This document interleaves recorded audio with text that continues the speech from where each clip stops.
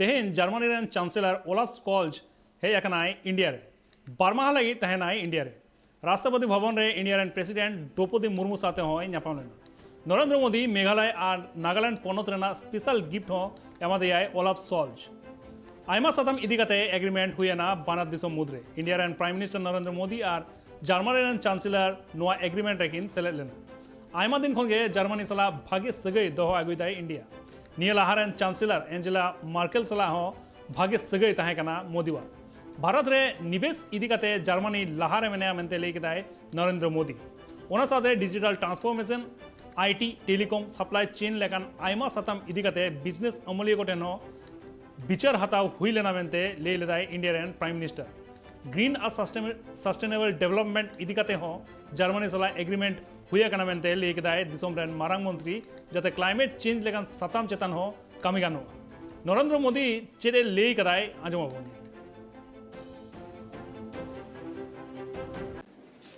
मैं मेरे मित्र chancellor Scholz और उनके डेलीगेशन का भारत में स्वागत करता हूं। चांसलर सोल्ज कई वर्षों बाद भारत का दौरा कर रहे हैं। 2012 में उनकी भारत यात्रा हैम्बर्ग के किसी भी मेयर की पहली भारत यात्रा थी।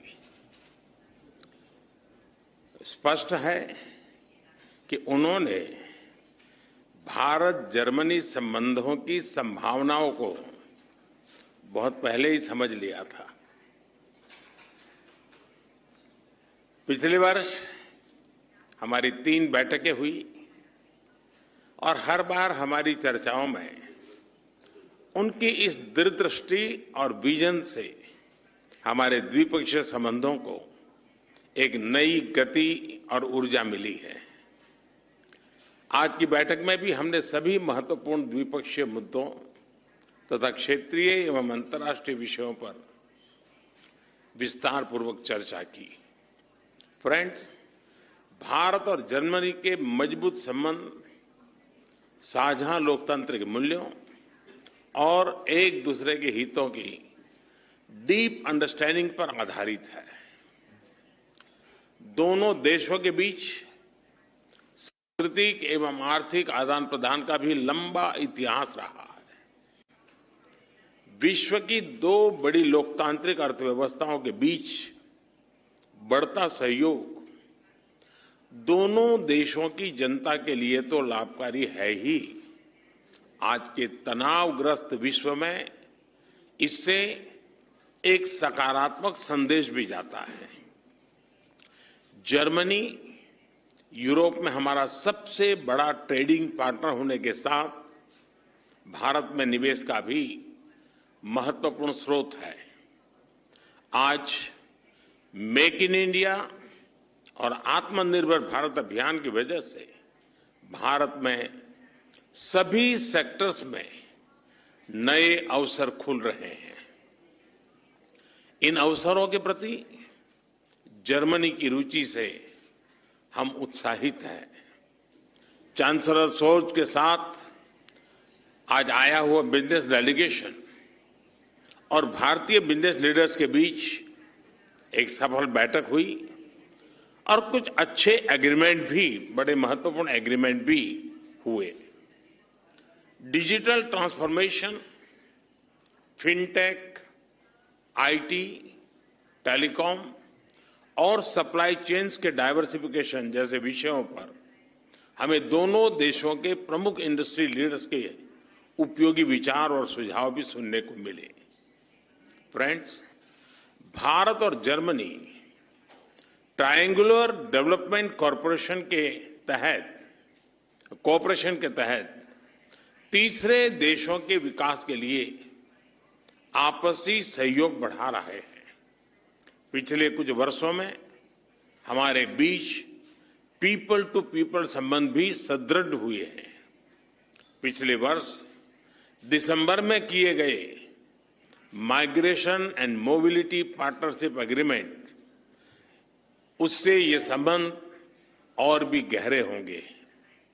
बदलते समय की आवश्यकताओं के अनुसार हम अपने संबंधों में नए और आधुनिक पहलू भी जोड़ रहे हैं। पिछले वर्ष मेरी जर्मनी की यात्रा के दौरान हमने green and sustainable development partnership की घोषणा की थी। इसके माध्यम से हम क्लाइमेट एक्शन और सस्टेनेबल डेवलपमेंट गोल के क्षेत्र में भी सहयोग बढ़ा रहे हैं। रिन्यूएबल एनर्जी, ग्रीन हाइड्रोजन और बायोफ्यूल जैसे क्षेत्रों में भी हमने साथ काम करने का निर्णय किया। फ्रेंड्स, सिक्योरिटी और डिफेंस कोऑपरेशन हमारी स्ट्रेटेजिक पार्टनरशिप का एक महत्वपूर्ण स्तंभ बन सकता है। इस क्षेत्र में हमारी अनटैप्ड पोटेंशियल को पूरी तरह रियलाइज करने के लिए हम साथ मिलकर प्रयास करते रहेंगे। आतंकवाद और अलगाववाद के खिलाफ लड़ाई में भारत और जर्मनी के बीच सक्रिय सहयोग है। दोनों देश इस बात पर भी सहमत है कि क्रॉस बॉर्डर टेररिज्म को समाप्त करने के लिए ठोस कार्रवाई आवश्यक है। फ्रेंड्स, कोविड महामारी और यूक्रेन संघर्ष के प्रभाव पूरे विश्व पर पड़े हैं। विकासशील देशों पर इनका विशेष रूप से नकारात्मक प्रभाव रहा है। हमने इस बारे में अपनी साझा चिंता व्यक्त की।